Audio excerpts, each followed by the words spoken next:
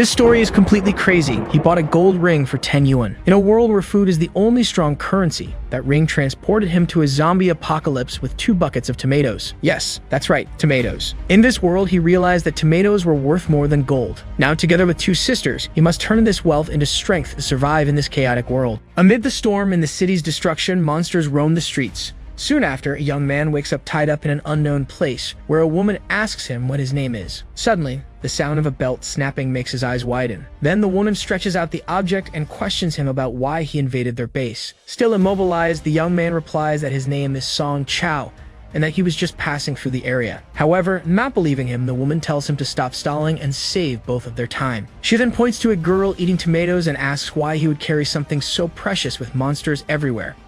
At that moment, the other girl spits out what she was eating and asks if he injected anesthetic or something similar into the tomatoes. Right after the question, the girl starts coughing non-stop while the other 2 just watch the scene. As soon as she recovers, she tells her sister Shen Jiao that she already tested the tomatoes and they only have pesticide residue. That the woman, now called Shen Jiao, just places her hand on her forehead at her sister's comment. Taking advantage of the distraction, the boy asks if the 2 sisters could please untie him first. In response, he only receives a whip strike. Next, Shen Jiao leans over him and warns that after falling into the hands of the dude from West City, he shouldn't try any more tricks. Finally, she stares at him and tells him not to think that a pretty face will stop him from being attacked, before demanding that he tell the truth. From the corner of his eye, Song Chao observes the woman's reaction. Immediately, Shen Jiao grabs him by the collar and yells, asking where the tomatoes came from and if there were more. Upon hearing the question, he just realizes that he has truly traveled to an apocalyptic place. At that moment, the young man remembers how dangerous and cautious he had to be while traveling alone,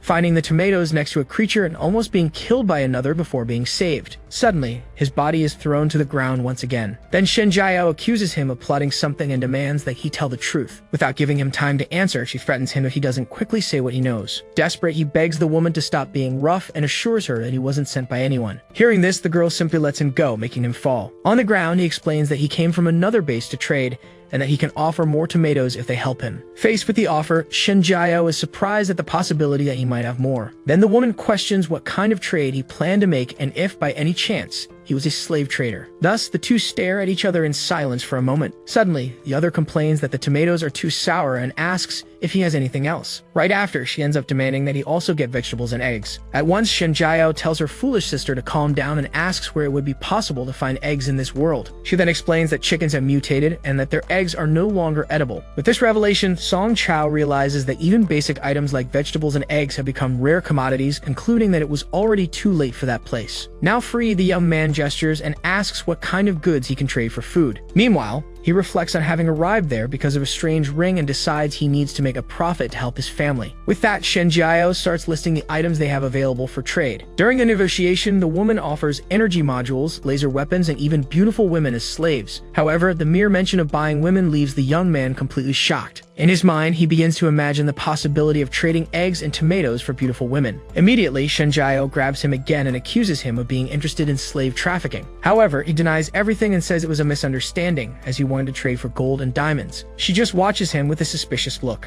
Then the woman asks why you would even need items like those. Shen Jiao points outside and says that such things haven't had any value for a long time. Right after, she stares at him intensely and demands to know who he really is. Caught off guard, Song Chao hesitates, unsure of how to respond. Then he changes tactics and explains that in his base food is abundant, so everyone values items to please women. Finally, he proposes that they make transactions so both sides can get what they need, whether food or jewelry. Faced with the proposal, Shen Jiao questions how the trade would work, and if he could supply tomatoes regularly despite the radiation. With a smile, the young man assures her that his base has so much food he can come every few days as long as they accommodate him. The 2 sisters immediately react to his choice of words, with the older one warning they don't provide special services. He then clears up the misunderstanding and stresses that he just needs his personal safety guaranteed when he arrives. The 2 exchange glances for a moment, considering the offer. Then the older sister agrees to the deal but warns that they need to make the price very clear. Pointing to the buckets, Shen Jiao sets the rate. 1 tomato can be traded for 10 kilos of gold or items of similar value. Without hesitation, he agrees to the terms and says that to start the partnership, those tomatoes are theirs. To seal the deal, the woman takes one of the tomatoes as provisions and eats it right after. While eating, Shen Jiao comments that she hasn't had something so clean in years. With that, the young man says that now that the negotiations are over, he would like to say goodbye. Before he can finish the sentence, his head is slammed against the wall and the woman tells him he can move around freely. Then she clarifies that leaving the factory or being out of her sight is not an option. Right after, she explains that the mutant beasts in the area have been contained but not completely. Thus, the woman warns him not to blame her if he decides to wander off and ends up meeting his end. Unfazed, he asks if he can look for a bathroom. With a red face, she shouts that it's fine and he can go. Upon leaving the warehouse, the young man celebrates finally escaping that place. Soon after, he stops and reflects that there must be a reason for everything that happened that day. The answer comes when he remembers that the ring on his finger was the cause of his travel between dimensions. Then he recalls buying the ring at his stall and thinking it wasn't anything special. Curious, he decides to spin the stone on the ring to see what might happen. Immediately, the object emits an intense glow that engulfs him completely. Then a bright light transports him to another place as he watches in shock. In the middle of an energy portal, his body was pulled into a vortex. Soon after, he reappeared in a new place as the surrounding energy dissipated. Looking around, Song Chao realized he had returned to a familiar field and announced that he was back. At that moment, he remembered the seller saying he had a bright future, and that the celestial ring would be sold only to him. Finally, the man had offered a discount and gave him the ring for just 199 yen. The young man just kept wondering who that old man really was. One last memory of the old man being chased by the police surfaced in his mind. With that, he stopped for a moment to process all the information. Faced with the situation, Song Chao scratched his head and decided he needed to find the old man to ask him questions. Suddenly, a voice called his name and told him to stop where he was. Immediately, a woman confronted him, demanding to know when he would pay the 10,000 yen his family owed. Not knowing what to say, the young man just tried to come up with an excuse. Soon after, the woman explained that she needed the money because her son would be going to college soon. Clasping his hands, he begged Aunt Jean for a few more days to pay the debt as soon as he had the money. At that moment, he remembered borrowing the amount to treat his sick parents. The hope of getting gold from that other world to fix everything was his only motivation. While he tried to justify himself, the woman complained that he had promised to pay years ago and always found excuses. Desperate, he promised to pay the debt within 3 days with interest, but she only sneered and said his parents would be better off dead. Upon hearing such words, his eyes glowed red as she continued insulting him. In a quick move, Song Chao almost struck her and threatened to kill her if she said one more word about his family. The woman just stared at him, completely frightened by his reaction. With his fist against the wall, he assured her he would pay the money the next day with interest so she wouldn't worry. Soon after, he told her to leave immediately,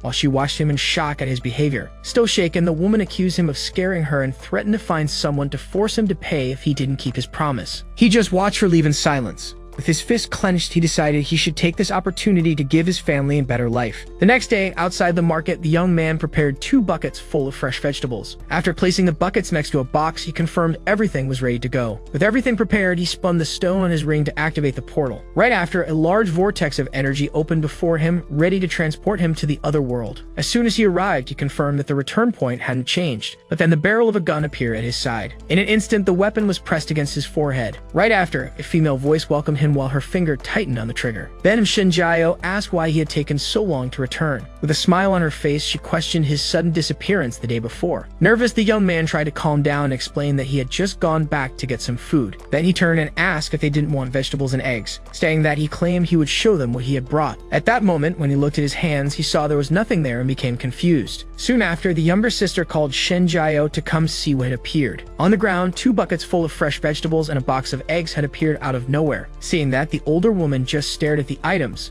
unable to hide her surprise. Immediately, with her mouth watering, she swallowed hard at the sight of the food. Then Shinjiao ordered him to go cook, and he agreed right away. Shortly after, the young man was preparing the food while the 2 sisters eagerly ate the fresh vegetables. While the younger sister celebrated finally eating fresh greens, the older one asked if he was hiding the food nearby. She then explained that as far as she knew, there was nothing around but zombies and mutant beasts within a 10-kilometer radius of the base. With a suspicious look, she pressed him to say where on earth he had gotten that food. In the end, Song Chao replied that he always took enough food with him when he left and told her not to worry about the rest. Right after, he changed the subject and asked if there was a safe nearby so they could start working together. Even so, the woman explained that they were in the residential suburbs and that even if there was a safe, they wouldn't have the equipment to open it. Hearing this, the young man just grimaced. Indignant, he accused her of being a fraud since there was no safe to get the gold she had promised in exchange for the tomatoes. With a smile, Shinjiao winked and said that while there was no safe here, what he sought was probably in the nearby villages. Then she hurried him to get going, but the woman questioned his rush since she had just filled her stomach.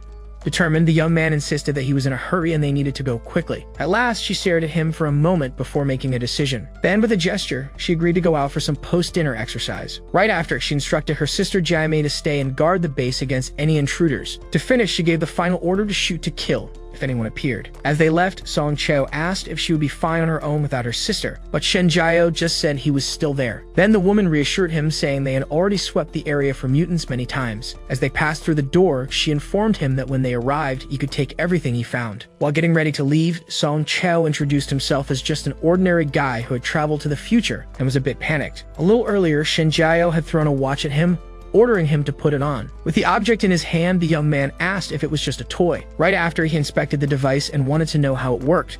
Surprised, the woman stared at him upon realizing he didn't know how to use the device. So he explained that he wasn't a fighter and had never even seen the monsters she mentioned. Hearing this, Shen Jiao sighed and revealed that it was a soldier's multifunctional watch. Then she began to explain that the watch could track his location. The device was also capable of detecting environmental radiation. The demonstration ended when his helmet activated, showing the function to contact teammates. Without wasting time, she grabbed him by the shirt and told him to move out immediately. While guiding him to a motorcycle, the woman commented that he could study the watch during the trip. The sight of the wheel-less motorcycle made him react with astonishment. Once on the vehicle, Shen Jiao directly asked if he was from that world or not. Then she questioned how he didn't know what a maglev was as she prepared to depart. With the visor activated, the soldier just glanced back at him for a moment. Caught off guard, he stammered and swore he was from that world. However, she just stared at him through the visor, unconvinced. Not caring much, she just told him to hold on tight. With a strong boost, the bike took off and sped quickly through the air. Startled by the sudden takeoff, the young man clung to her tightly to avoid falling off the moving vehicle. Annoyed by the contact, she yelled at him to let go immediately. Still, he stayed clinging to her the whole ride. Because of that, the woman threatened to cut off his hand if he moved it.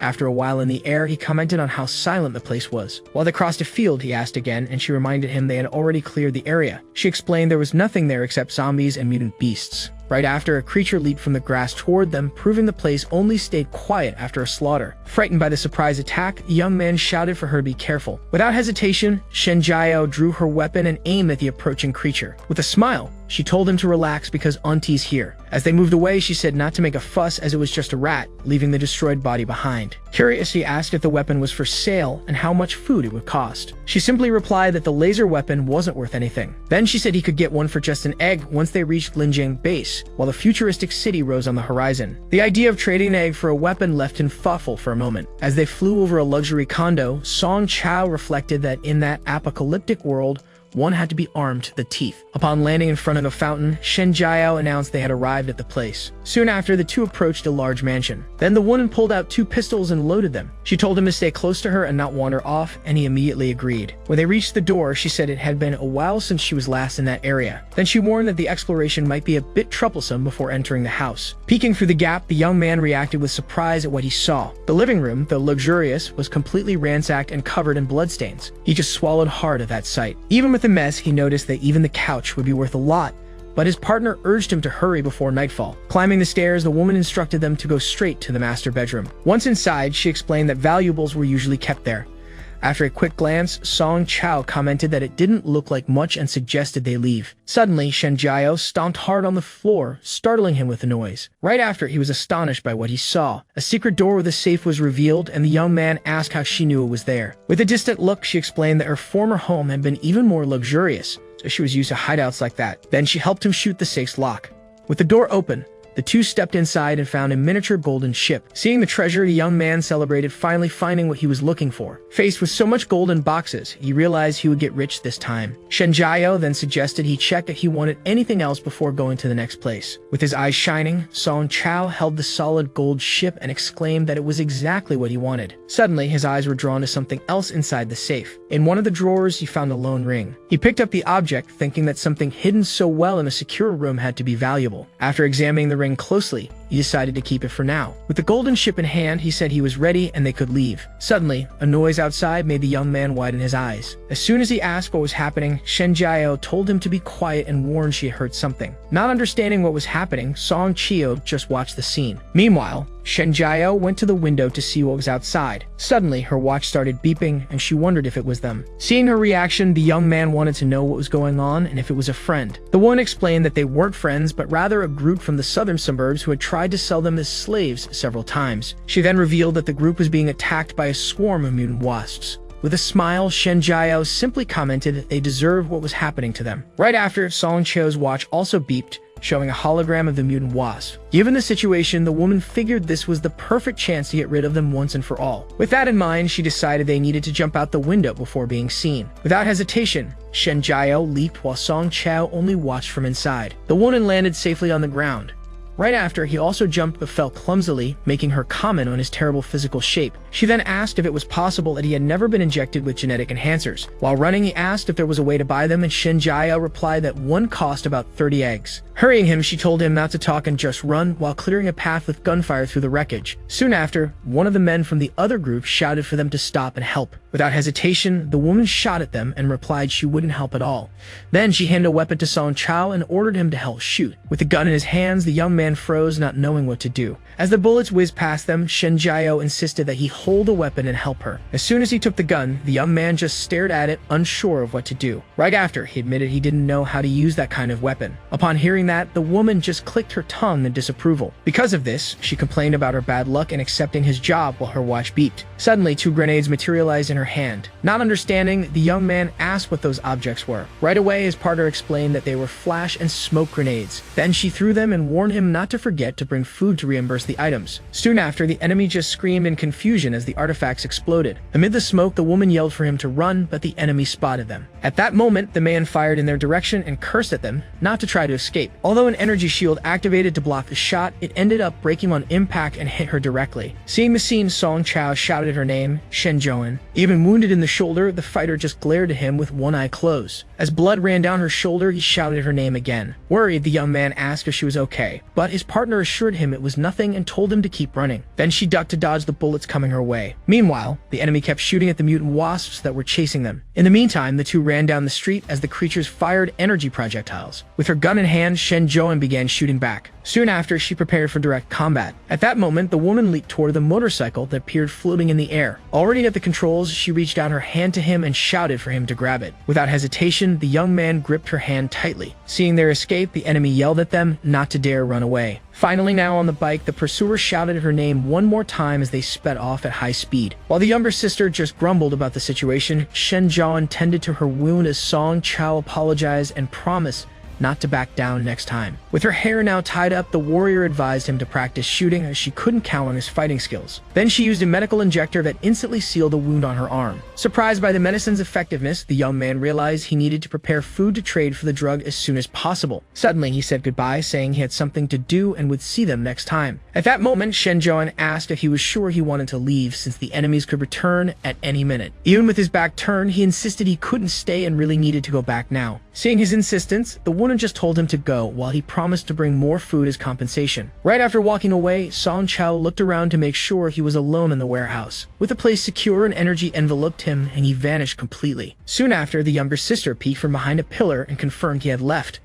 Then Shen Jiao picked up her destroyed armor and cursed the bastards from the south for the damage. With a look of disappointment, she realized she could no longer use that outfit. When asked what it was, the fighter tapped her communicator and reported that he had completely disappeared. Back at the base, the veteran called her sister Shen Jiao on the communicator to have her return. With the damaged jacket in her hands, she simply found the situation interesting. Right after, the woman reflected that the young man really had something special. Faced with everything, she sat down and began thinking about what to do next. Meanwhile, far away, Song Chao looked at the golden ship and celebrated finally being able to improve life back home. As soon as he returned to his own time, he went to a shop on a sunny afternoon. Inside the store, a blonde woman watched him with a suspicious expression. Sitting in front of the counter, the young man just pondered how he would sell the gold. After a while, the saleswoman approached and asked if she could help him since he had been there for over an hour. With a smile, he explained that he had a gold art piece to sell and asked if they accepted it. The woman confirmed they bought gold, but only with a receipt as they didn't accept items from unknown sources. Awkwardly, he just said he would look somewhere else first and said goodbye. Already outside, Song Chao told himself he needed to sell that gold no matter what.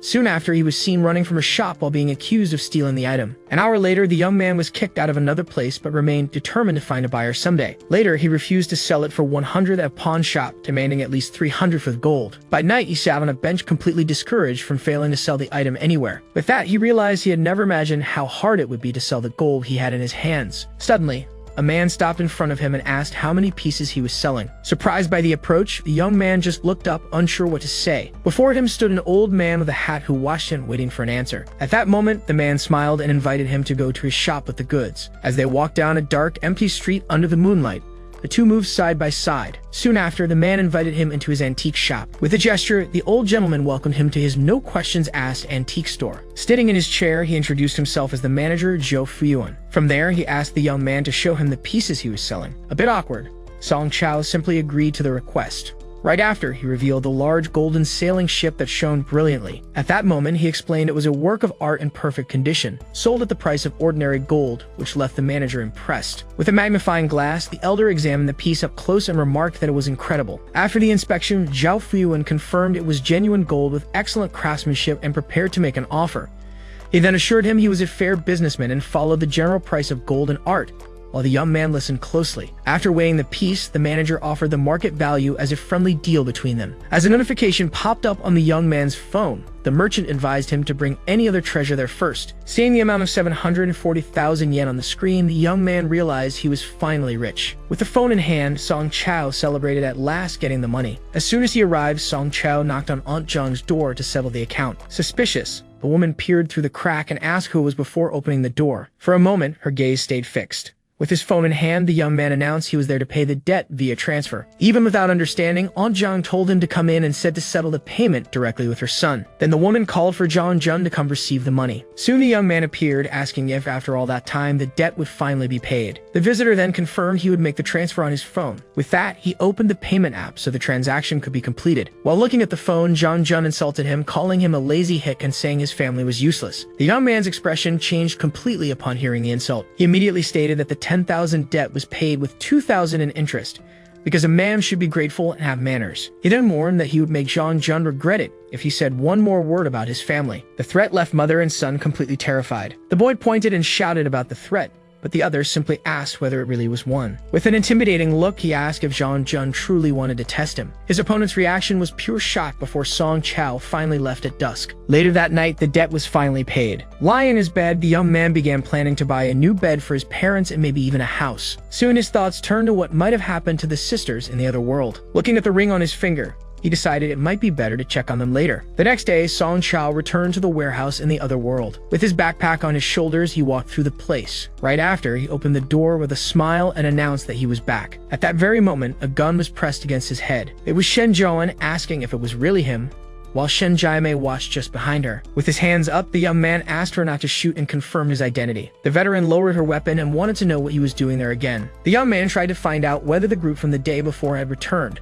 but she cut him off, saying it was none of his business. Faced with that, the woman asked why he'd come back after running away, and he explained he had promised to find his sister. Intrigued, Shen Zhouan suggested he bring that sister to the shelter. A bit embarrassed, Song Chao made up that she was a little unwell at the moment. Suspicious, the woman stepped closer to ask whether his sister was a mutant. He quickly confirmed and added that she was very aggressive and trusted no one. The explanation didn't seem to convince the two sisters, who just watched him in silence. To change the subject, the visitor opened his backpack and offered bacon and sausages he had brought. After everyone ate, the table was covered with empty plates and bowls. With a satisfied sigh, Shen Jiamei showed how much she had enjoyed the meal. She soon commented that she was full and content, as she hadn't eaten that well in a long time. Next, the younger one suggested that her older sister marry Song Chao, so they would never have to worry about their last meal again. At the boldness, Shen Zhouan gave her a thump on the head for the suggestion. She then scolded the girl and told her not to try to sell her to anyone. Watching the scene, the young man seemed to remember something important. Then the woman explained they would need to go to Ling Jing base the next day to pick up supplies and invited him to come along. His answer was an immediate and enthusiastic yes. Turning to the leader, he confirmed he would definitely go with them on the mission. The young man then listed that he also had many things to buy, such as genetic enhancement, fluid, and combat suits. Hearing his plan to get 10 of each, Shen Zhouan asked if he would be able to carry that much weight. Right away, she warned that Ling Jing's genetic enhancer was low grade, and that taking it more than once wouldn't help. Song Chao explained he was buying for some friends and asked what time they would depart. After thinking, the warriors said they would leave at 10 o'clock,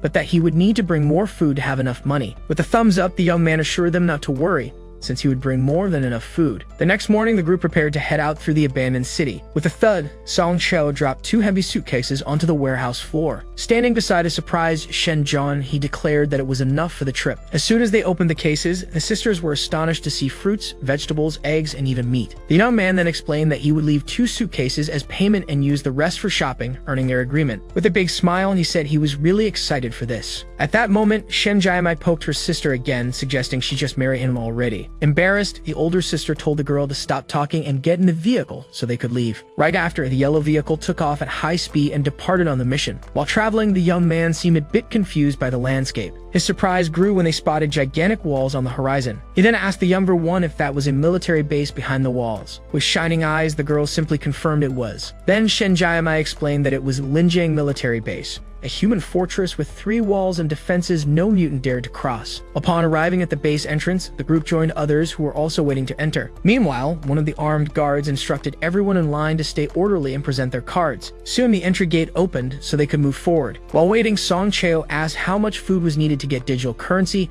and Shen Jian explained the exchange rate. Then the woman brought her arm to the sensor to validate entry. At that moment, one of the guards teased her, asking if the West Side twins were raising men now. With a look of disdain, she told him to shut up and just do his job. The soldier only responded with a mocking chuckle. With their entry cleared, the main gate opened along with a welcome greeting to Ling Jing base. The young man was completely amazed by the sight before him. The inner city revealed itself as a futuristic place full of neon lights and advanced technology. The streets of that fortress in the post-apocalyptic world were bustling with life.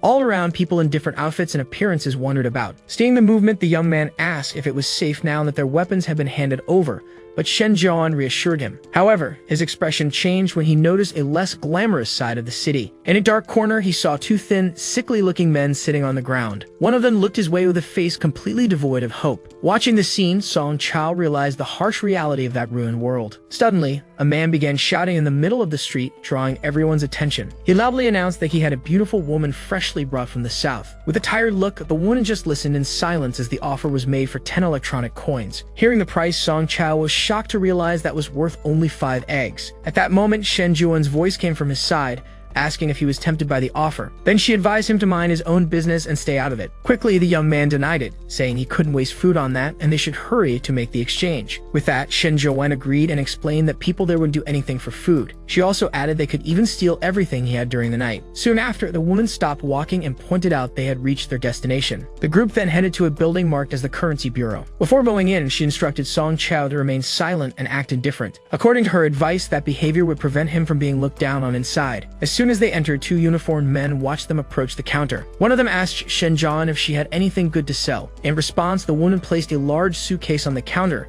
and said it was just that. The man looked surprised and wanted to know what was inside the case. With a slight smile, Shen Jian ordered him to exchange all its contents for digital currency. As soon as the suitcase was opened, the attendant asked in disbelief if she was really going to trade all that. But his partner repeated the question, shocked at the huge amount of eggs inside. Soon, the older man shouted as he noticed there were also fresh vegetables among the items. The sight of nearly 3 kilos of fresh meat left everyone at the place astonished. Even the others waiting in line reacted in shock at the news of food. With that, the attendant gripped the counter and demanded to know where on earth they had gotten it. Then his colleague whispered to be careful, as they might be royalty from a large base. Hearing that, the man agreed to make the trade immediately, while young Shen Jian urged him to hurry. She then warned him not to try anything funny, as she would be watching his every move. Soon after, Shen Jiami cheered excitedly at receiving 470 points for the trade. The girl then shouted they were going shopping, while her sister and Song Chao watched with a smile. At that moment, the young man said she could buy whatever she wanted on his tab, not noticing someone was spying on them from afar. Hidden in an alley, the man concluded they were a good target,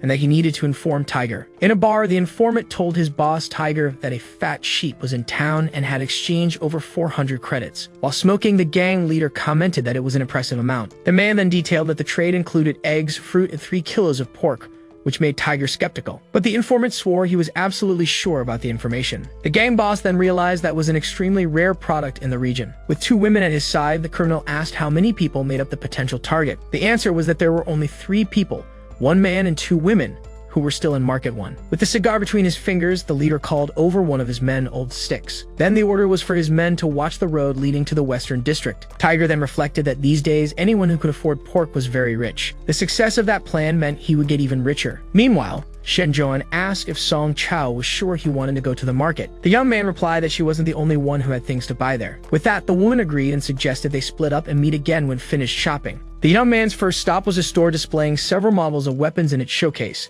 To Song Chao's surprise, Shen Jiamei decided at the last second to follow him into the weapons shop. Soon after, an automated interface projected a welcome message from the device on his wrist. The holographic projection of the interface left him speechless for a moment. Then the system welcomed him to the Ling Jing base market while displaying the available purchase options. Upon entering, Song Chao was impressed by a giant combat robot on display in the shop. He quickly realized that this market was truly full of every kind of equipment. With that, he let out a nervous laugh. Soon after, the two sisters left him alone to do their own shopping, leaving him completely overwhelmed. Annoyed, he complained that they didn't even accompany their customer and that he would leave a bad review. While interacting with the holographic panel, the young man lamented that they could at least have told him where to go. The system then displayed the specifications of an automatic pistol and a hologram. His eyes widened as he had an idea, so he decided he needed to arm himself to survive and that he could no longer hide behind a woman. A little later, he left the store wearing a new protective suit. Holding the weapon he bought, he wondered if it would be enough to protect himself. A voice then commented on his new look, and he turned to look. With a smile, the young man simply welcomed them back. He quickly noticed that Shen Zhuan and Shen Jiamei were also wearing new combat suits. The older sister remarked that his choice of defensive gear wasn't bad. With another smile, Shen Zhuan pointed out that at least he understood what was at stake, but then warned they had spent all the money. Surprised, Song Chao asked how that was possible since he thought it was a lot of money. The woman explained that precisely because it was a lot, they bought a lot of things, while the younger one thanked him for the candy. Outraged, the young man asked who had authorized buying candy, but Shen Zhuan just told him not to worry about it. Right after, Tiger's group appeared and surrounded the three in the middle of the street. On the deserted road, Tiger's men positioned themselves for the ambush they had planned. Soon, the group's yellow vehicle came flying at high speed through the night sky. Using a tech visor, the scout locked his sights on the target to confirm its position. Then the man stood up and warned his companions that the target was there. One of the thugs turned to call the boss who was waiting for the signal. Soon, Tiger appeared from behind, commenting that the prey had finally arrived. With a quick grin, the gang leader agreed everything was ready for the attack. He then shouted for his lazy men to get ready for action. Tiger's final order was not to kill the sheep, since the goal was only the money. With a smile on his face, he gave the command to fire and his men prepared to shoot. At that exact moment, a huge explosion engulfed the vehicle and the road in a ball of fire. One of the thugs looked at the aftermath without understanding what had happened. Then Tiger shouted at his man, asking how they would get the money after killing them. The gang boss called them idiots, saying if they'd been blown up, the trip was for nothing.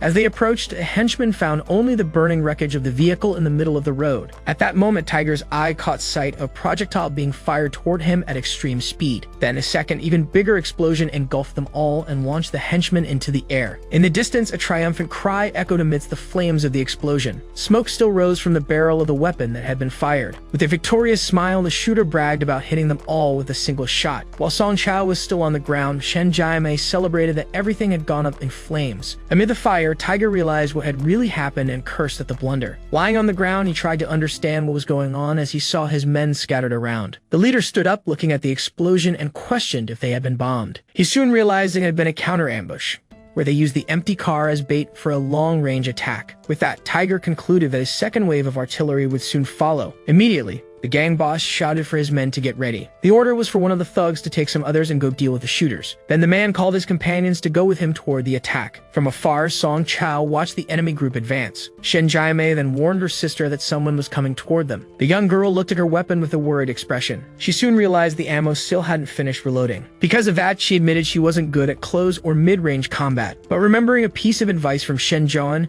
she decided nothing gets solved without firepower. Next, a combat drone system activated on her suit. Several missiles were launched into the night sky. Even with the attack, the girl said that still wasn't enough firepower. A group of thugs charged across the wasteland among the debris. The leader shouted that they needed to eliminate the sniper on the hill as quickly as possible and to watch for attacks. One of the men in heavy armor looked up at the sky, confused by the warning. At that moment, an energy beam hit him directly, making him explode, while another thug was struck in the back. One of the gang's women then shouted to the boss that Kongzi's head had been blown off. She then identified the weapon as a precision rifle and ordered them to find the source of the shots. Soon the woman was also hit by another energy beam that disintegrated her instantly. The group leader cursed as he saw another of his members being eliminated like that. Looking toward the hill, he tried to figure out what the hell was attacking them. The answer came when he spotted Shen Jiamei with a levitation cannon and drones floating around her. One of the levitation drones began charging its energy for another shot. The man then panicked upon realizing realizing that kind of weapon had been sold to a civilian. With a confident smile, the girl prepared for the next attack. The gang boss could only scream at what was about to happen. The drones in the sky glowed brightly before firing together. With one last curse, the remaining thugs were swallowed by a massive energy beam. Shenjaime then smiled and said she knew her sister had been right all along. Back at Ling Jing base, the night carried on normally under the city lights. In an alley, the informant lit his pipe to smoke peacefully. He soon took a long drag and slowly exhaled the smoke from his mouth. Suddenly, a figure approached and asked what a snakehead was doing there. The man accused him of selling the information about the rich boy and asked what the deal was with Tiger. With that, he revealed he had heard that Tiger was a slave trader from the Southern District. The informant confirmed that the Southern District was known for kidnappings and slavery, but said he never risked getting into that business. With a grin, he explained it would be a waste to die when he could use the supplies to have fun. Meanwhile, on the road, Tiger was standing back up amid the fire and his fallen men. Eventually, he noticed a large crowd approaching for battle. Soon Shenjoan rushed forward at high speed and leaped over the remaining henchmen. With that, Tiger concluded that the two flowers of the west side were no ordinary opponents. With a smile, the warrior said it had been a long day of ambushes and it was time to play, showing why she was known as the Flower King. Shenjoan began her attack with two quick, precise shots. Next, she took down two more henchmen while counting each of her targets. With a spin in midair, the warrior dodged incoming bullets and cut down another enemy on the ground. She then kept moving, dodging the projectiles as she counted the 6. As soon as a thug fired, she landed and eliminated 2 others before they could react. With that, Tiger shouted for his men to kill her the moment she touched the ground. The fighter then activated the double jump system on her boots. A propulsion blast launched her back into the air out of the enemy's reach. One of the henchmen shouted in shock as he saw her jump in midair. At the peak of the jump, she aimed her weapon down. Shenjoan landed with a heavy impact right in front of a masked thug. The man only managed to curse at her before the direct clash began. With a quick move, she blocked the blade of an enemy who tried to attack her. She then pierced through the mask of another thug with her weapon. To finish, she leaped and struck the last standing man, completing her count of 9. One of the survivors screamed in terror at the scene while a voice commented it was a good warm-up. The brutality of the fight left Song Chao frozen as Shenjian said she hadn't even thanked them for showing up. Tiger's eyes filled with rage at the provocation. The woman then thanked everyone for helping her test her new combat equipment. With blood dripping down her face, she finished by saying they had all done a great job. The story then went back to 30 minutes before the confrontation. At that moment, Song Chao asked if someone might be waiting for them on the road ahead. As a message came in, the older sister concluded they would be targeted, and the younger one suggested her attack plan. With a smile, Jemmy agreed with the long-range support strategy. Right after, Joan told the young master to stay with her sister because she couldn't count on his combat skills. The plan was to use the car as bait to draw the ambush fire and catch them off guard. Still unsure, the young man asked if that was really necessary and suggested taking a detour. At that instant, the woman demanded to know what he was talking about. Pointing her finger, the strategist made him listen. The bandits were there to rob him. Their intention was to take his property, sell his meat, enslave his soul, and take his life. Given that, she asked if it wasn't necessary to kill the scum trying to rob, enslave, and murder him. The logical conclusion, according to her, was that their only choice was to eliminate them. Back in the present, the fight continued with Joan blocking a strike and kicking an enemy. Amid several opponents, the fighter moved with agility while shooting. Her shots continued in rapid succession against the remaining thugs. One of them fired repeatedly, but cursed when he saw the bullets couldn't pierce her armor. Meanwhile, the young woman slid across the ground, dodging bullets amid the gunfire. She then hid behind a rock to escape the enemy fire. When she noticed her weapon was out of ammo, she simply sat down and asked if she wasn't being a bit dramatic. Then the thug in heavy armor shoved his companion aside and yelled at him to move. Right after, he aimed a huge cannon at her and roared for her to go to hell. The strategist's expression changed as she realized the danger approaching. Almost at the same time, another man with a heavy machine gun started firing, creating a curtain of fire. The rock serving as her cover was struck by a huge explosion. While cursing, the young woman shielded her face from the flying debris. Amid the attack, she activated a kinetic shield to defend herself. The energy field blocked the barrage of bullets coming her way. One of the bandits laughed, thinking she was dead, as a huge blast erupted behind the barrier. After the detonation, one of the men declared the job was finally done. The group's leader then ordered them to go find her body in the smoke. Suddenly, a beam of light hit the armored thug in the chest. The attack disintegrated him completely before he could scream. From afar, Jamai reminded them not to forget about the long-range cannon. With a smile, John praised her sister for the great teamwork. Finally, the warrior stepped out of the smoke and began firing at the remaining henchmen. Thus, one of the last henchmen screamed in pain as he was hit by one of the shots. Soon another man cursed when he saw his weapon couldn't hit her through the shield. Amid the fire, Tiger also cursed as he noticed his men were being defeated. With that, the leader shouted for her to go to hell and fired his weapon at his opponent. The projectiles flew at high speed, but the fighter managed to dodge in time. Then a targeting system activated on her visor to track the enemy fire. With an acrobatic leap, the warrior dodged the shots and landed on the ground.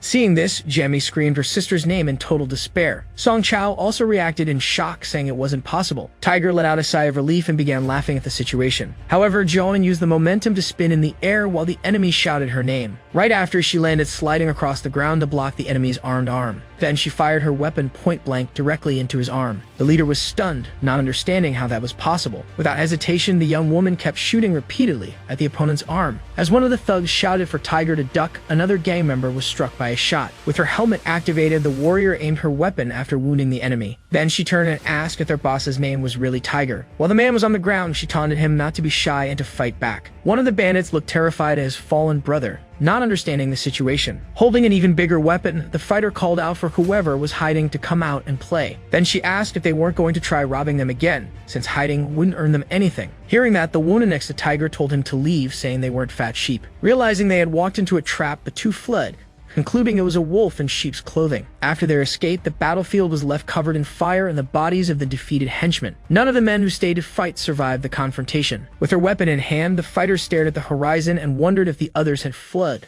while her helmet scanned the area. Soon a voice called for her in the silence. It was Jaime running toward her with Song Chao right behind. With a smile, the warrior turned to respond to her younger sister's call. Suddenly, she fell backward, fainting into her companion's arms. Seeing this, the young man rushed over and asked what was wrong. The younger girl realized her sister's armor had been pierced by special bullets. The projectile had gone through the protection, and luckily the remaining enemies had fled. Even injured, Joan suggested they return to Ling Jing first. Back at the base, she asked to be taken to Dr. Xu. Soon, a woman in a lab coat appeared, the right person to handle that kind of wound. Inside the surgery room, the doctor remarked that it was a rare scene to witness. She went on to say the patient also had her moments of weakness. The doctor then teased that it was the first time she had seen her in the hospital for misjudging her shield's strength. With a sarcastic smile, Eva Jing of Ling Jing Bay's private hospital said she almost laughed at the situation. Lying on the table, the fighter simply told the doctor to shut up. The doctor then asked who could have ammo strong enough to pierce level 2 armor, and the patient replied it was just bad luck. Next, the doctor asked if it was true she had fallen in love with a rich, stupid man. Joan admitted there was no point denying it and asked about the others. The doctor reassured her about her sister, but said the boy seemed more interested in the capsules. Apparently, he had never undergone body enhancement before and everything seemed new to him. With that, the wounded woman wondered who the hell that boy was. With a smile, she just said nobody knew the truth. Soon after, Xu Jing suggested she should have bought a rechargeable battery or a shield module for the new equipment. Embarrassed, the patient just watched as the surgical instruments were prepared. A little later, the doctor asked if she wanted anesthesia, but the woman, groaning in pain, said maybe not. Even in pain, Joan refused the anesthesia, explaining it took time to regain sensation. She added that a big show was about to happen and she didn't want to miss it. The doctor just listened to the excuse and prepared for the procedure. Then Xu Jing scolded her and warned she would remove the bullet, but she would need to rest for 2 hours to recover. The doctor then called the patient's name upon noticing she wasn't paying attention. With a blank stare, the warrior only gave a vague, nonsensical reply. With that, mechanical arms appeared to restrain her while the doctor shouted that she couldn't be thinking about food. Meanwhile, elsewhere, a bar was completely empty and silent. Suddenly, Tiger was thrown hard onto a table, breaking it on impact. Right after, Jaime ran to support him while the other companion watched the scene. She then ordered the man to get help and medicine immediately. The young man ran to the back, shouting that the medicine box was there and asking where everyone was. At the same time, the girl tried to calm Tiger, asking him to be patient because the medicine was coming. Wounded on the ground, the leader could only mutter that they were idiots. At that moment, a figure approached and asked if they couldn't see what was wrong. From afar, the companion noticed there were no more caretakers at the base. Jaime turned her face toward the voice, trying to understand the situation. The mysterious person revealed that everyone there were invaders while pointing a weapon at them. Right after, the young man came across one of the intruders wearing a white protective suit. Suddenly, several figures in identical suits appeared and surrounded Jaime and the wounded Tiger. One of the intruders grabbed the woman's hair and slammed her face hard against the ground. Even immobilized, she kept screaming her ally's name, but was ordered to shut up. With difficulty, the wounded man turned to the leading figure and asked what this meant. Finally, a man with a pipe revealed himself in front of a door.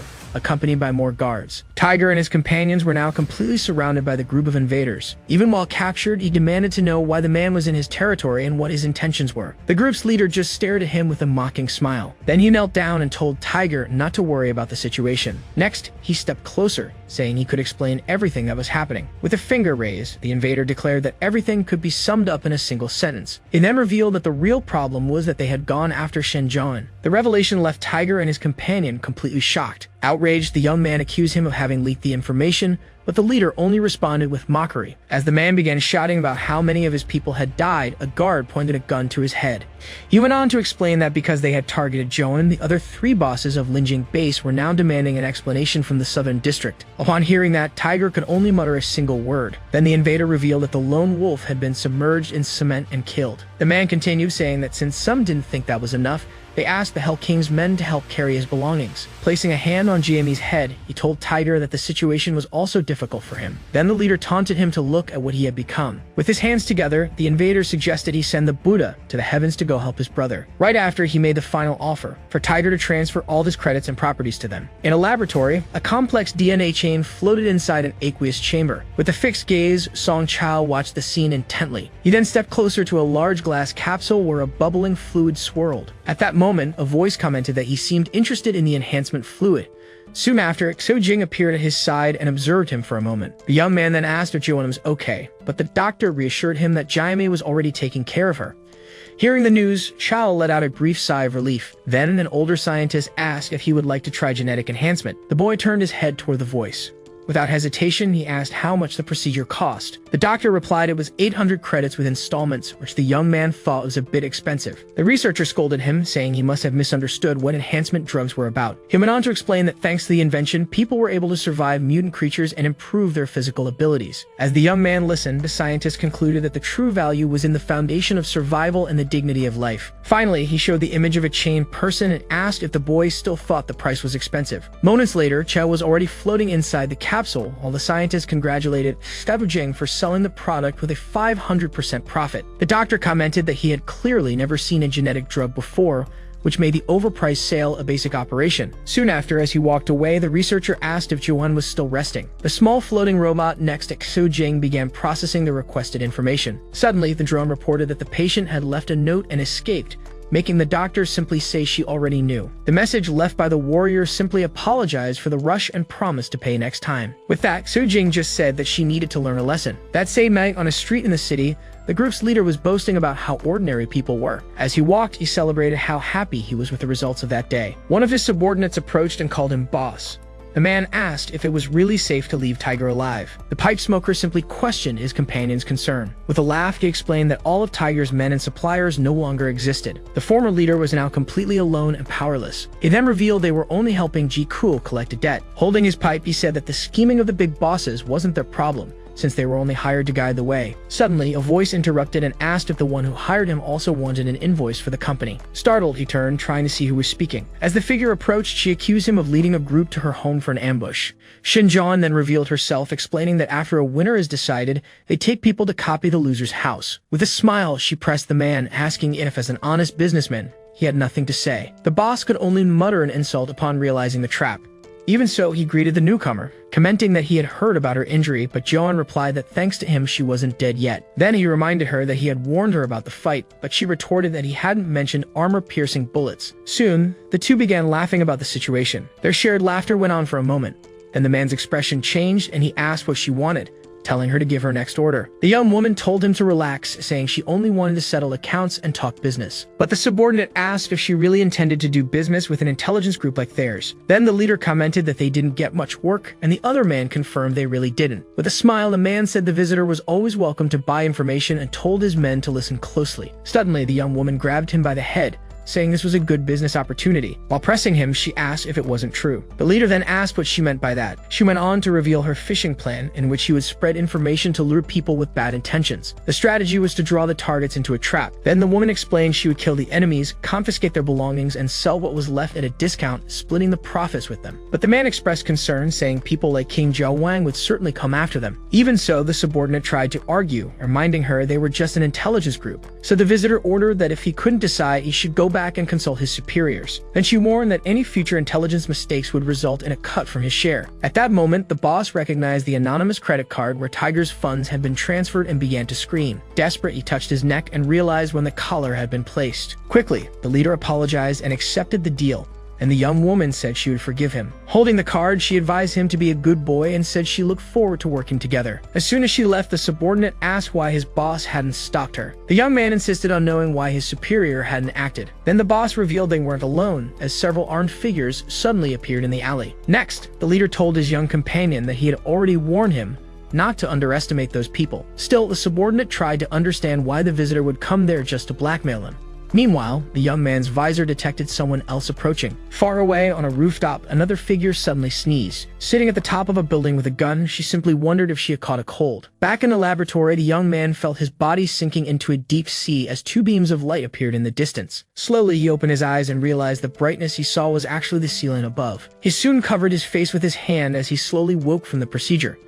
Then he sat up in bed and looked around the medical equipment room. With a hand on his chin, he wondered if the strengthening had already finished. Looking at himself, he noticed he seemed stronger than before. Then he called out to see if anyone was nearby and lifted the blanket. A woman entered the room carrying a tray, but stopped when she saw the scene. She asked what he was doing. Then she excused herself and told him to get cleaned up, but the young man tried to stop her from leaving. Beside them, Sujing laughed, commenting it was the first time she'd seen someone worry about that part of the body upon waking. Completely embarrassed, the boy covered his face and asked her to stop. At that moment, the doctor commented that since he didn't have strengthening drugs where he lived, she would give him knowledge about them. While he still covered himself, Sujing explained that such drugs enhanced physical abilities, but that was only the basics. She went on to detail that the enhancement improved vision, smell, taste, reaction speed, and muscle strength. Then the doctor revealed that higher-level enhancements made the body nearly indestructible and capable of fighting mutants. She concluded that the last stage was power enhancement. Right after, Sujing told the boy he didn't need to know about those things for now.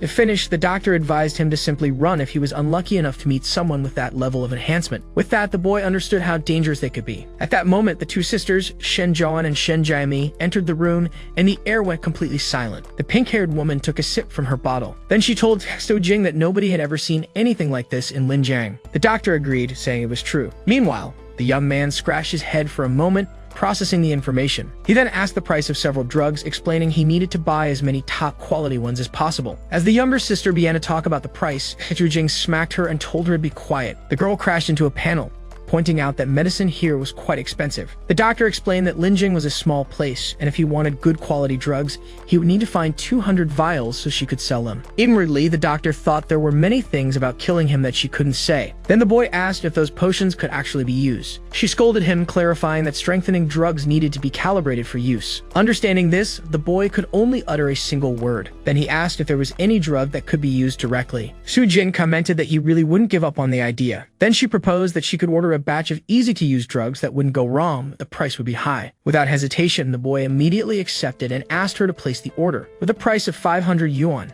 Sujing confirmed the deal and he accepted with a smile. Next, the young man asked how much higher-level drugs cost. The doctor explained that their outrageous price was the reason none existed in Ling Jing. He listened with a serious expression. Finally, Shen Zhaoan revealed that the starting price of high-level liquid medicine was 10,000, and power drugs were at least 100,000. Shocked by the amount, the boy only stammered as the woman warned him not to even think about it, because they couldn't afford it. After the group left, the laboratory hallway became empty and silent. As they walked away, Sujing asked what their next plans were and invited them to spend the night, reminding them they would have to pay. The pink-haired woman joked that since they were basically family, rent should be free, but the doctor told her to keep dreaming. Then the younger sister asked if the doctor stayed up late, and the woman said she had to work overtime to pay for her meals. Meanwhile, the visitor just stretched silently. As for the boy, he stayed where he was, lost in thought about their earlier conversation. As she approached, the older sister asked if he was still thinking about strengthening drugs, but the young man denied it. The woman just stared at him for a moment, not believing his answer. Then Sujing told her sister to go back with her first and told the others they could do as they wished. Right after, the other woman turned to the boy and offered him advice, asking if he was looking for high-level mutation agents. The question completely caught him off guard. He admitted he was, but said no one would sell them, which made the woman call them stupid before lying down. With a finger raised, she said if there was no market,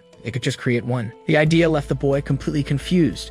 She explained that they just needed an organization large enough with territory, people, and weapons. With that, she concluded they could then buy anything they wanted. In a quick move, the woman pinned him against the wall, surprising him. She then explained that the more forces he had, the safer he would feel. Not knowing how to respond, the young man just agreed with her statement. Then he admitted he didn't know which organizations he could even join there. Next, the woman cleared her throat to get his attention before speaking. She then proposed they do it together, since he had the money and she had the strength. So the young man asked if she was really suggesting that they should work together. Pressing him against the wall, the woman confirmed the proposal with a single word. He then summarized the deal, saying he would invest the money so she could help him expand the channels and buy the materials he wanted. His partner agreed and explained that since he didn't know the place, he would need help not to get swindled. She then revealed that Ling Jing was ruled by 4 leaders, but the one from the southern city had been silenced the day before. She showed the tragic fate of those who tried to rob them, who had been brutally killed. The woman concluded that without a powerful force to protect him, events like yesterday would repeat, but they could fix everything. After hearing her arguments, the boy admitted what she said made sense. Eager for an answer, the pink-haired woman pressed him for a conclusion. He then asked why she hadn't started her own organization before meeting him. Without waiting for an answer, he accused the two of spending all the food sale profits on more food despite their old equipment. He reminded her that unpolluted food was expensive and she refused to eat everything. He made it clear that even if they worked together, he wouldn't support her just so she could eat. With no way to deny it, the woman just laughed while holding up bankrupt and glutton signs. Soon after, her expression changed completely as she looked at him seriously. After a brief moment of silence, the boy finally began to speak. He stood up and announced that he would support her in creating the team, which surprised her. Then he demanded she show commitment and give him what he wanted, or he would pull his investment and go elsewhere. The woman just stared at him silently for a moment. Then, a faint smile appeared on her lips. She extended her hand and declared the deal was done. As soon as they shook hands, their cooperation was sealed. As they walked, the pink-haired woman said she would first give him an overview before dealing with the local forces.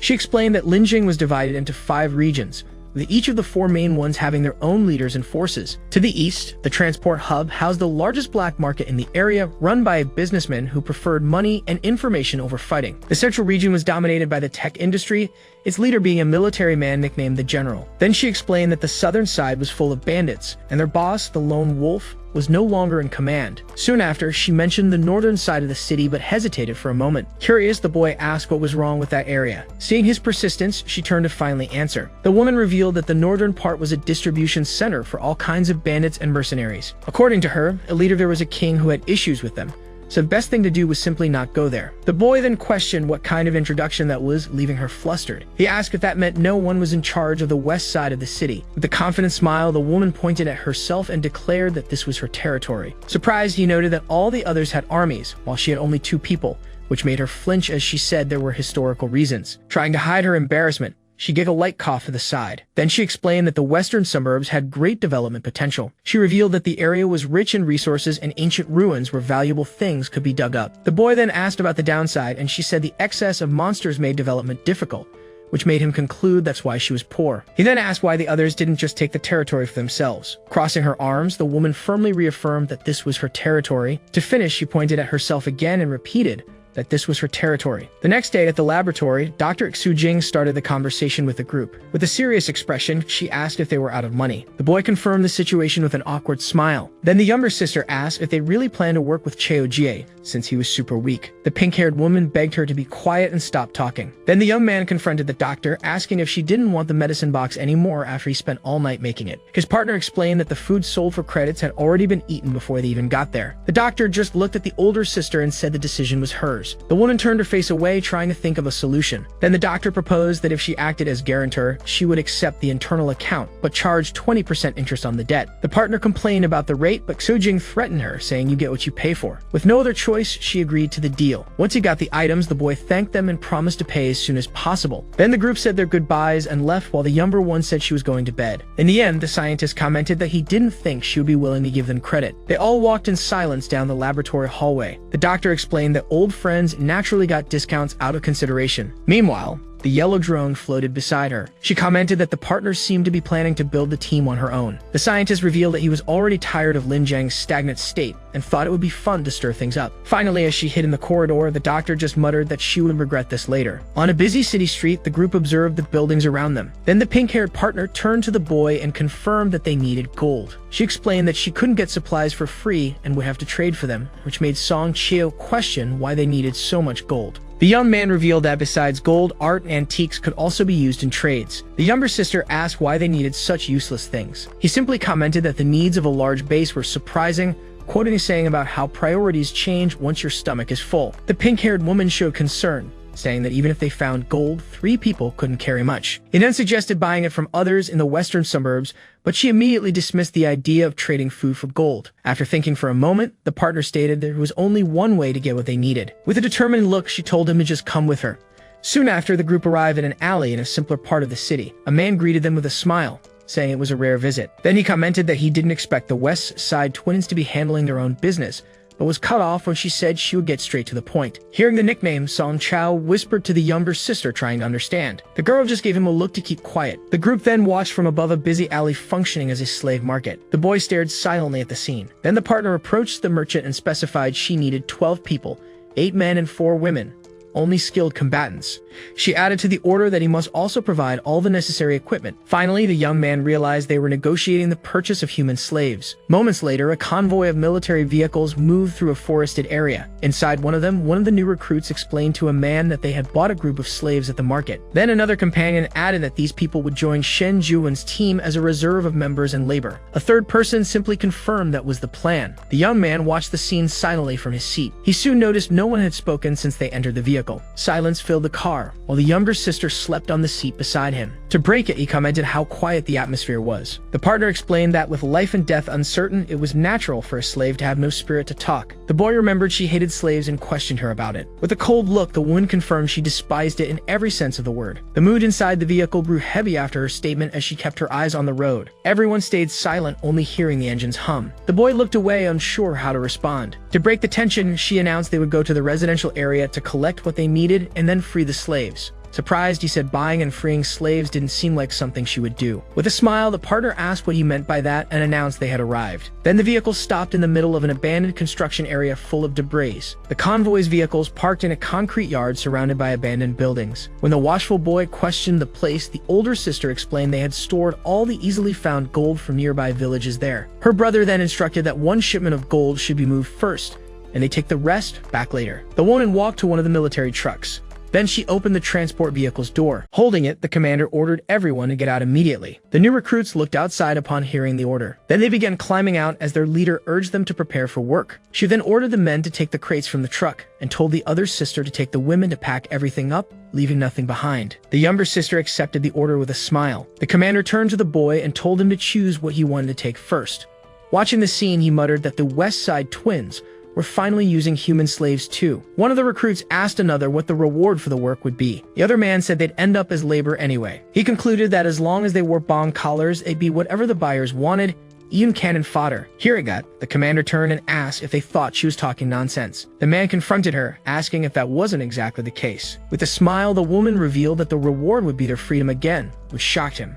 The other recruits reacted in disbelief, asking if she was joking. The commander confirmed it was no joke and that, besides freedom, they would also get jobs. Smiling, she reminded them there was no such thing as free food. One of the men asked what she wanted them to do, but she only said he didn't need to know yet. Finally, she extended her hand and offered them a chance to try and see if what she said was true. As soon as they opened the crates, the determined young man found several gold bars and thanked the commander for all the material they had gathered. In total, they had collected nearly 23 kilograms of gold, along with some gems and jade sculptures. The boy then said he would start with a 6-kilogram crate, which would be enough to trade for many things. With that, he seemed to get an idea. Then he turned to the group and asked if they wanted to eat something. The younger sister listed several items, while the older one asked for mushrooms, vegetables, and bread. Smiling, the boy said he would confirm their orders. He told them he'd write everything down and it might take a while to return, but the leader reassured him that she would watch over the team. As he lifted the crate, he noticed it felt strangely light. While carrying it, he thought about how future technology could make a fortune delivering food. The commander just watched him silently as he got ready to leave. The younger sister asked if she shouldn't follow him, but the older one replied that as partners, they had to respect each other's privacy and told her to come deliver the reward. The girl was surprised at her sister's plan. Standing at the top of the stairs, the leader stated that you don't doubt a person, you simply hire them. Before the recruits, when the men asked if she would really give them freedom, one of the recruits questioned another if he believed everything she said. From the top of the stairs, the commander looked down at them and ordered everyone to gather around. With her finger raised, she told them to listen carefully to what she was about to say. Then she revealed that their betrayal contract would also deactivate the bomb collars and that she would keep her promise. The recruits stayed silent as she paused before continuing. The commander then announced that she had a proposal to share with them all. Outside, the large mansion stood out in the middle of the abandoned landscape. One of the men asked if the proposal was to form a regiment. As she came down the stairs, the commander confirmed that was exactly the idea. With a smile, she said some of them must have heard of the sisters' reputation. The recruits recognized them as the West District Sisters, known as Shenjaon and Shenjaime. One of them commented they were rare celebrities who hated slaves but followed the lone wolf doctrine. The woman explained that she needed an army to expand her business and that they were all talented. One man pointed out that even the non-combatants had special skills in their fields. One of the female recruits just watched the scene silently. Pointing at the group, the leader said she had bought them so she could offer them a deal for their freedom and careers. The man understood the situation and the logic behind it. He argued that if they didn't agree, the collars wouldn't come off and it was just a change in wording. Mentioning the collars made the other recruits visibly tense. The commander just looked at him with a smile and asked how he came to that conclusion. Then she laughed and said there was a limit to how much you could underestimate people. From the top of the stairs, she reminded them that her stance on human slaves was well known in Linjiang. She activated a device in her hand to prove her point. Smiling, she said she wouldn't break her promise. Suddenly, one man's collar opened with a snap. Then the object fell from his neck, releasing a puff of smoke. The unexpected action left the other recruits completely shocked. The commander invited everyone to spend the night and think about her proposal, telling them they'd be free to leave in the morning.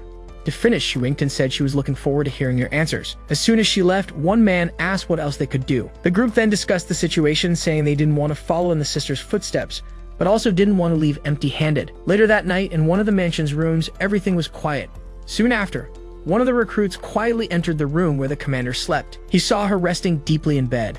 Outside, a companion asked how she was, and the man confirmed she was sleeping well. The other recruits gathered, calling her a fool for buying slaves and saying how the West Side twins didn't know what they were doing. One of them asked what they should do now, and another replied they would tie them up. Their leader said they would need to ask her where the weapons and supplies were. The three men laughed together about the plan they had just made. Meanwhile, elsewhere in the house, a recruit grabbed one of the women while the younger sister asked what they were doing. The man claimed the brothers were grateful for their freedom and wanted to give her some life lessons in return. With a serious look, their boss asked if he was happy to bite the hand that fed him. The recruit insisted he was just repaying the favor, which left the girl completely frightened. The leader stared at him in silence, his expression unchanged. He warned him not to do as he pleased with someone who didn't want him, and the man agreed. Finally, the recruit asked him to watch the others and just not interfere. He then continued his reasoning, saying that either way. With a grin, he concluded that once they got the weapons, they could do whatever they wanted. Soon after, one of the men moved silently toward the main bedroom. Meanwhile, the commander slept deeply, unaware of their approach. One of the traitors prepared to strike her with a club as she slept. Then the group of traitors surrounded her bed, declaring that this was their world now. Another man raised a spiked club high into the air. With full force, he brought the weapon down toward the woman. The scene ended with the motion of the final attack. At the moment of impact, the man celebrated the hit, but the blow passed straight through the woman's body. Holding the club, he questioned the strange sensation of the attack. Then the traitor realized something didn't seem right about the situation. The club went right through her image, which glitched like a hologram. Shocked, the man shouted as he understood it was just a projection. The real commander revealed herself at the head of the bed as the group stared in disbelief at the trick. Realizing the danger, he shouted for everyone to get out, but was struck by a sudden attack. Coughing blood, the traitor fell to the ground before finishing his sentence. A voice then stated that he had been far too slow. The other intruders backed away at the sight of their fallen ally, as the leader called them fools for killing and stealing like that. Sitting on a shelf, she held her weapon and commented that she had almost fallen asleep from their delay. Meanwhile, in another room, one of the men swung a metal pipe at the younger sister. Before the blow could land, the girl caught the weapon with her hand. Even using all his strength, the man couldn't move the pipe an inch. Then the girl opened her eyes and asked if they couldn't be a little more decisive. With a snap of her fingers, she said they had been far too slow. While one of the traitors laughed, another shouted,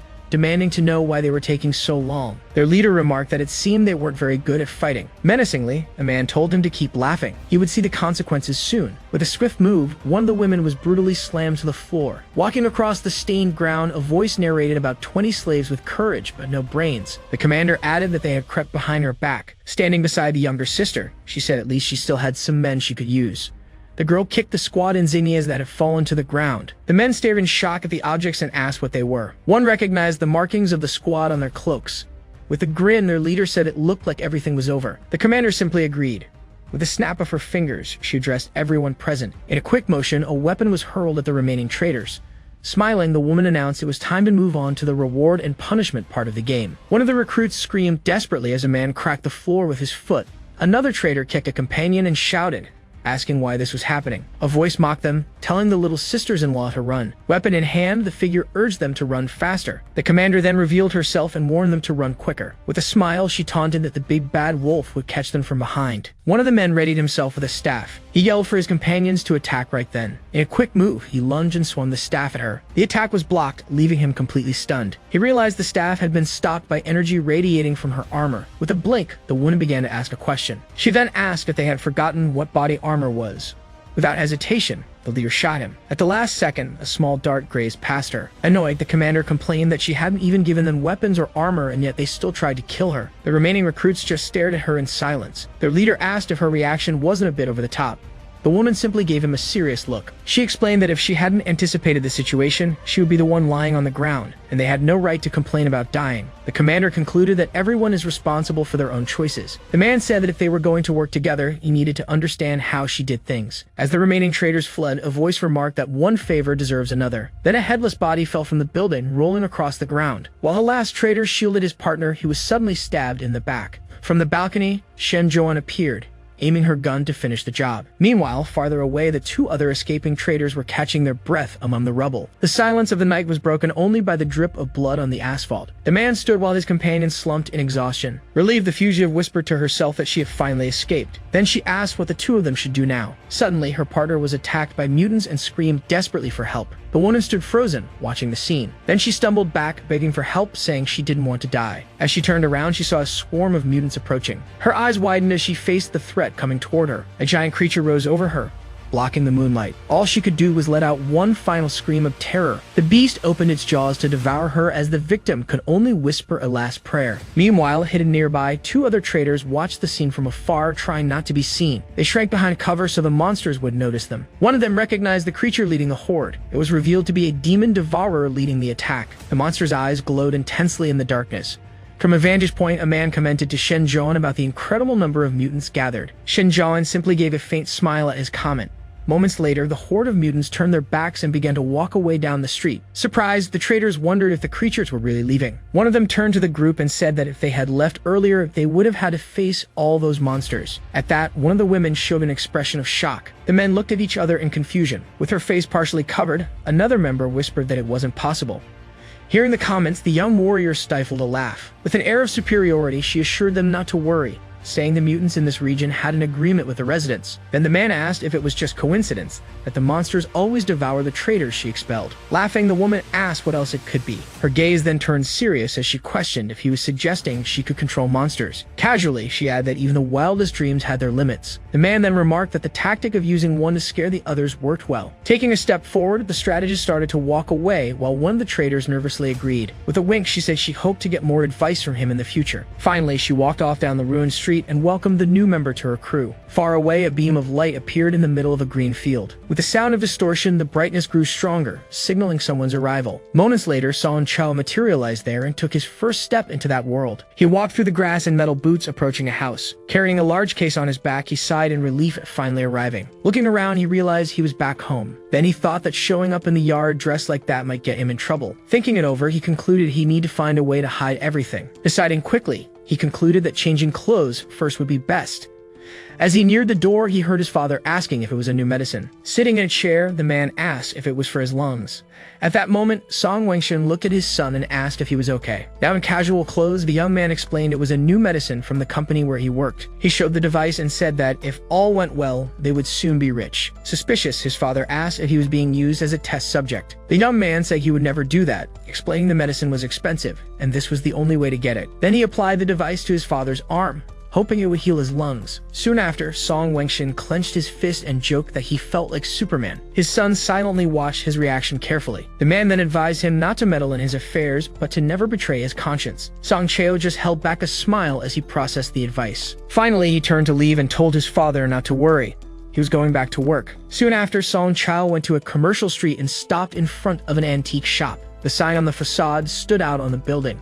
Inside, he opened a briefcase revealing 6 gold bars. The shop owner, Boss Ju, was shocked to see the contents. The young man asked him to calculate the price for a total of 6 kilos of gold. The merchant picked up one of the bars to inspect it closely. After a brief analysis, his expression grew serious and suspicious. Boss Ju asked if the young man had done anything to the bars. Confused, Song Chao replied he had brought them directly to the shop. The merchant mused that while gold had no code, the boy didn't seem to be lying. Deciding, he closed the briefcase and said he would take them all. Then he stated he could only pay 250 yuan per gram, which made Song Chao question why. The shop owner justified it by saying he was just helping collect the gold as an advance. He confirmed the payment via transfer on his phone. Looking at the screen, Song Chao decided that next time he would focus on reselling artwork. Suddenly, he remembered something he needed to do. He turned and asked Boss Zhou where he could find a car dealership. The merchant said that since the town was small, he could recommend a good place. He handed him a card from the shop where he had bought his own car. Then he suggested the visitor go there to take a look. As soon as Song Chao left, the merchant messaged a contact asking if there had been any recent gold thefts.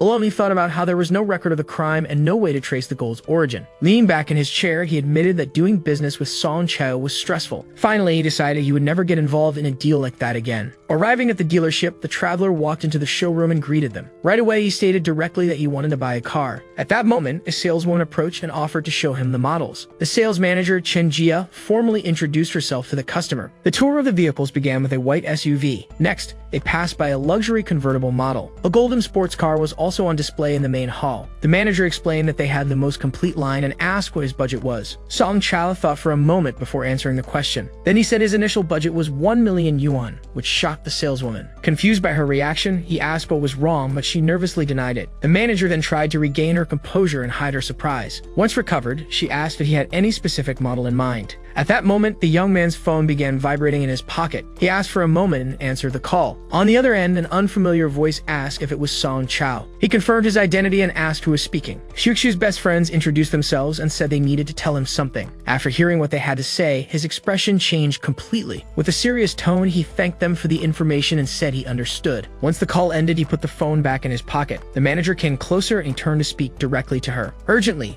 he asked if there was any car he could pay for and take immediately. Moments later, a white SUV shot out of the dealership at high speed. The vehicle screeched around a tight corner, tires squealing. Accelerating even more, the car disappeared on the city's horizon. With his hands steady on the wheel, he focused completely on the road. As he drove, the young man muttered the name Xiuxiu aloud. On the phone, Zhao Yu explained that a wealthy man with a bad reputation had been pursuing Xiuxiu, but she had rejected him. She then revealed that the man offered her money to go to a karaoke bar, asking her not to tell the family. Hearing this, Song Chao clenched his teeth as the friend admitted she found the situation inappropriate. Already inside the car, he immediately asked Zhao Yu if she knew where they went. Once he got the answer, the vehicle sped up and drifted through a corner at high speed. With a determined expression, he stayed focused on the road ahead. Soon after, he stopped in front of the Heaven and Earth karaoke building. As he entered, the receptionists greeted him at the front desk. One of the employees tried to get his attention, pointing toward him. Ignoring her, the young man simply leaped over the counter while the receptionist shouted for him to stop. He ran down the hallway, ignoring the pleas for him not to barge in like that. As he advanced, his eyes scanned from side to side. His search led him to stop in front of a specific door. Without hesitation, he threw the door open and shouted, "Song Wengxiu." Inside, a burly man was holding the girl by her arms.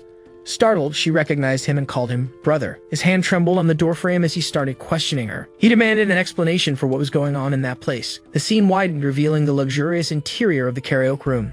Several men sat around the couches, staring at him. The man who had been holding the girl turned and asked who he was. Song Wengxiu then also asked what her brother was doing there. With a grin, the thug snapped his fingers and called him brother-in-law. Hearing that, the young man's gaze hardened as the man said he'd arrived just in time. Then the thug ordered him to stand there and watch as they taught his sister a lesson. Turning his back, the young man repeated brother-in-law with disdain. Immediately, his sister screamed for him to run and call the police. One of the men stepped forward with a smirk, telling him to stay still so they wouldn't have to chase him. Before he could react, a fist came flying toward his face. In an instant, Song Chao countered with a direct punch that sent the man crashing to the floor. The thug lay on the carpet with his face bruised. The scene left both the gang leader and Song Wengxiu completely stunned. The other two henchmen quickly charged at him at the same time. Watching them, the young man noticed how slow their movements were. He even wondered if they were just pretending to fight. Taking advantage of an opening, he landed a punch on the first opponent's face. Then he knocked out the second man, questioning if this was the power of genetic modification. Leaving the two unconscious on the ground, he turned and apologized briefly. With an aura forming around him, he faced the leader and asked what he had said earlier. As night fell, the scene shifted to a quiet city street. Outside, Song Wangxiu watched her brother, who seemed to be processing what had just happened. As they walked, he called her comrade Song Wangxiu, and she asked what was wrong. In a flashback, the girl asked when he became such a good fighter that he could take down 6 men. Then she held up a recorder, and he asked why she had brought it, thinking she was on their side. Back in the present, she said she needed to protect herself, but he retorted that she shouldn't have gone there. Shocked, she froze when he asked if she hadn't just gone there to play house. Turning her face away, his sister tried to justify herself, saying that wasn't her intention, but he insisted that she look him straight in the eyes. Faced with his seriousness, she finally admitted that, in truth, she had planned to go out with the man when she agreed to meet him there. Her confession left Song Chao completely stunned. She then explained that she made that decision because their family was in debt and she was no longer that young. With a faint smile, she added that since she wasn't ugly, she wouldn't be at a disadvantage. After that, she said this way he wouldn't need to worry anymore and could return to studying at college. The young man stayed silent for a few moments. Then he asked if that man would have become his brother-in-law if he hadn't shown up. With a serious expression, the brother firmly said that would definitely never happen again. Holding the recorder, his sister asked if the men would come after them because of this. Concerned, he admitted that this was the only thing that wasn't safe. Frightened, she ran up to him asking what they should do, and he told her to come so he could show her something. Already in a parking lot, he declared that to prevent retaliation, he now had power and money. Standing before several cars, he said that, as she could see, he was strong now. In front of a white car, he explained that he had gotten a good part-time job, which gave him both the money and the car. Incredulous, his sister asked if that was a bus, while he promised to give the family the best life possible. With his hand on the car's hood, he said they would never have to worry about money or depend on anyone else again. With determination, he declared that he would keep his promise to get them out of this situation. Immediately, the scene shifted to a gateway opening somewhere else. Then the image revealed a house with a courtyard in a rural setting. Inside the new place, he announced that something important was about to happen. At his side, his sister nervously asked if the procedure would hurt. Assuring her it wouldn't hurt at all, he pressed an injector into her arm. While watching the injection site, he explained it was a medication to strengthen the immune system. Suspicious, the girl quickly asked if he had also used it on their father. Her brother confirmed while taking another injector from a box. Gesturing, she asked if this was a new kind of immunity drug.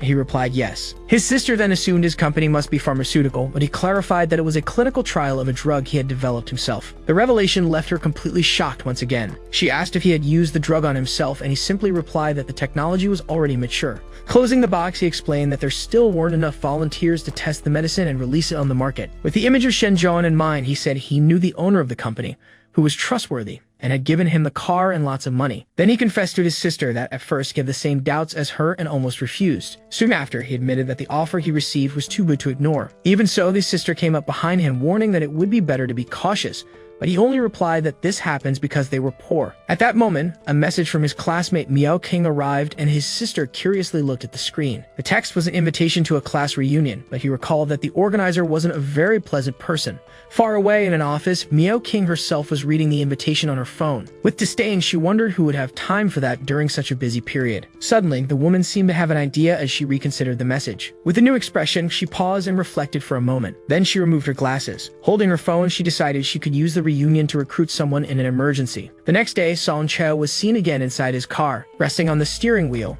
he let out a tired sigh. He muttered that he was still here. Back at home, he looked again at the reunion invitation on his phone. Beside him, his sister encouraged him to go meet his classmate. She watched him intently. Without taking his eyes off the screen, he refused, claiming work was more important than social games. His sister scolded him, saying he was being narrow-minded. She then reminded him that many of his classmates studied medicine. She suggested it would be a good opportunity to expand his network, since his company worked in the medical field. The young man thought in silence, aware he couldn't reveal the drug came from the future. After a sigh, he finally gave in and began getting ready to go. While driving to the place, he admitted that her argument made sense. Leaning on his car in the parking lot, he decided to try getting some sales contacts before heading home. At that moment, Miao King's reflection appeared on the window of a nearby vehicle. Inside the car, she recognized him as she passed by. The driver asked what was wrong, but she only said it was nothing. Then she got out of the car. She told the driver she would call when she was done, and he said he would wait for her. Before walking away, she cast one last glance behind her. Meanwhile, Song Chao waited alone inside the elevator. Unbeknownst to them, the two were in the same building for the same event. As the scene shifted to the starry sky, he simply hoped this wouldn't be a waste of time. In the banquet hall, a buffet was set up to welcome the guests. Then a man in a white suit appeared at the reception and invited everyone inside. As soon as he saw Song Chao, the host recognized him and walked over. With a mocking smile, he commented that he still looked poor. Song Chao replied with an ironic grin, saying the classmate was still as short as ever. As the host reacted angrily, another classmate came and greeted Song Chao. Soon after, an old friend hugged him and threatened him with a beer punishment, but he explained he was driving. From a distance, The man in the white suit mocked that he was just pretending to have a good salary. Suddenly, the host's expression changed upon noticing a new arrival. The newcomer was Mang Yuzhao, whom he greeted warmly. The woman asked if the person who had just left was Song Chao, and the classmate began badmouthing him for being poor. Calmly, Mang Yuzhao scolded him, saying it wasn't right to talk behind someone's back. Embarrassed, the man just agreed and promised to be more careful next time. At that moment, another woman came over calling for Mang Yuzhao, who turned to greet her. Her friend held her hands, saying everyone had missed her, but Mang Yuzhao apologized for being busy. In the background, the host watched her with a malicious look. Soon after, the woman was introduced as the president of a tech company and heir to a major corporation. Because of this, the man decided to use the party to try to take advantage of her. Later, Mang Yuzhao was holding a glass of wine. She then opened her eyes thoughtfully. Her friend asked if she knew what Song Chao was doing, and she said she heard he dropped out of school for being poor. With a smile, the friend teased her, asking if the princess of a big company liked poor boys, but she denied it. Mang Yuzhao remained silent for a few moments. Turning her back, she commented that she saw the car he drove and noted it was quite an expensive model. Dropping the subject, she chose to focus on looking for promising talents at the event instead. So if her friend suggested, she asked the boys interested in scientific research about experience in bioresearch. Seated at the table, a man dismissed the idea, saying there were no research internships available at the moment. Soon after, a blonde guy offered to ask a professor for her later. Meanwhile, Mang Yuzhao stayed in the hall, surrounded by other guests. With a discouraged expression, the young woman just sighed. Leaning against the pillar, she wondered if she was being too greedy. Looking at her reflection, she thought that they hadn't even reached their final year or done their visas yet, so she questioned if she had been naive to think she could find someone to help. Deciding to grab a quick bite and leave, she heard someone shout Song Chao's name in the background. The host offered the young man a beer, insisting he drink and telling him not to lie about driving. Nearby, another man watched the scene with a malicious look. Then the host glanced toward Mang Yuzhao. At that moment, he thought he could show her his best side if he managed to beat Song Chao. He kept pushing the drink at him, but the young man ignored him completely. Then another guest put an arm around Song Chao's shoulders, offering to drive him home since he was allergic to alcohol. Tired of the persistence, the young man scratched his head. Then he took the drink that was being offered. With no other choice, he agreed to just have one. The host smiled, revealing he had spiked the drink to put on a show. The two men downed their glasses at the same time. The drink was emptied in a single gulp by both. While Song Chao calmly finished his, the host began to feel sick. Moments later, the man collapsed to the floor and began vomiting in the middle of the hall. Surprised, his friend commented on his resistance, and Song Chao attributed it to work practice. Not understanding, he realized he wasn't drunk and wondered if it was the effect of the genetic drug. The scene shifted to the food and drinks table at the party. With a flushed face, the host muttered that it was unfair. Then he stood up shouting that the situation wasn't fair. Soon after, he lunged at Song Chao, complaining that no one liked him while his friend tried to restrain him. Confused by the reaction, Song Chao didn't understand what was happening. He asked if he had offended him, but the man just shouted about his attitude. While the aggressor yelled that he should humble himself, another guy dragged him away. His friend told Song Chao to leave and go somewhere else. From a distance, Mang Yuzhao watched the commotion in surprise. At her side, her friend asked what those guys were doing. Then their conversation changed, with her friend asking if she had found any candidates, but Yuzhao said no. She admitted she was getting a bit desperate, and at that moment, her phone began to vibrate. Suddenly, she realized she was receiving a call. Looking at the screen, she saw it was her father and wondered if something was wrong. She quickly excused herself from her friend and stepped away to answer. As soon as she picked up, she asked what had happened. On the other end, her father told her to find a quiet place. He said he had something important to tell her, and she went to the women's bathroom. Inside, she agreed to listen. Leaning on the sink, she asked if something was wrong. On the phone, her father asked her to calm down and listen carefully. Then he revealed that the company had decided to cut the research and development project she was leading. The scene focused on the bathroom interior. Standing in front of the mirror, the woman received the news that the board had decided to cancel her research project. She took a deep breath, trying to process the information. Sitting on the counter, she asked what was going on, but her father just confirmed what she had already heard. Over the phone, he explained that the group's cash flow was in danger and the lab's lack of results created heavy pressure. While listening, she realized her father could no longer resist the rest of the board's opinions. She reminded him that the company's only way forward was research, and only a major investment could give them a chance. Raising her voice, she yelled that she already knew everything he had said. Her father quietly replied that this time they had no choice but to yield. Looking out at the city, he added that reality was cruel, and they had to take care of the employees first. After hearing his apology, she stayed seated on the counter with her head down. With teary eyes, she begged her father to give her just 3 more months. She promised to give the board an explanation about the experiments with the genetic repair drug. After a moment of silence, her father said he understood. Leaving the bathroom, Meng Yushu said she would do her best to fix the situation. With a serious expression, she walked away after the call. As she passed by, she didn't notice movement at the men's bathroom door nearby. From inside, Song Chao quietly stepped out, aware he shouldn't have overheard. In the hallway, he leaned against the wall and repeated to himself the words genetic drug. Still inside the bathroom, he repeated the words genetic agents under his breath. With his hand on the sink, he recalled that Meng Yuzhao's family group was in the pharmaceutical field. Then he connected the dots and realized she was in trouble because of the genetic research. An idea began forming in his mind. He considered a possibility. Peeking out the door, he thought about trying to sell Dr. Xu's medicine to her. Determined, he returned to the party hall to try his luck. As he approached, he saw the drunken host confronting Meng Yushu and her friend, who asked what was wrong. The man shouted at her to drink the beverage he was offering. With an uncomfortable expression, she tried to refuse the glass, but he shoved it toward her, telling her to stop being silly and drink. The woman was shocked by his insistence. With a threatening glare, the drunk asked if she thought she was too good for his drink. Clenching her fist, the young woman showed her irritation. At that moment, Song Chao stepped in and confronted him about the situation. The pink-haired friend shouted at the drunk to focus. Then another classmate told Miao King to shut up. The host yelled for everyone to get out of his way because he just wanted her to drink the wine. Tired of the scene, Meng Yuzhao's hand tightened into a fist. At that moment, Song Chao placed a hand on her shoulder and called her class representative. She looked at him intently. Then he said he heard she was interested in genetic products. With his hand still on her shoulder, the young man asked if she would be kind. Moving away from the commotion, he gestured and invited her to talk in private. In front of everyone, he asked if he could talk with her about genetic products. The proposal left her visibly surprised. With a smile, he emphasized that he wanted to discuss her group's genetic product development project. Unsure how to react, the young woman just stared at him. Then she turned to her friend and said she needed to discuss business with Song Chao. As she walked away, she told her friend she'd call later, leaving her behind. Her friend tried to call her back but failed. Frustrated, the girl just watched as he led her away. In the background, the drunken host cursed Song Chao for interfering. As they walked off, Song Chao commented on the strange obsession that classmate had with his finances. Meanwhile, the man kept being held back by another guest. With a red face, he shouted that Song Chao stole his chance to impress Meng Yuzhu. He swore he wouldn't let him off the hook. Moments later, the scene shifted to the building's parking lot.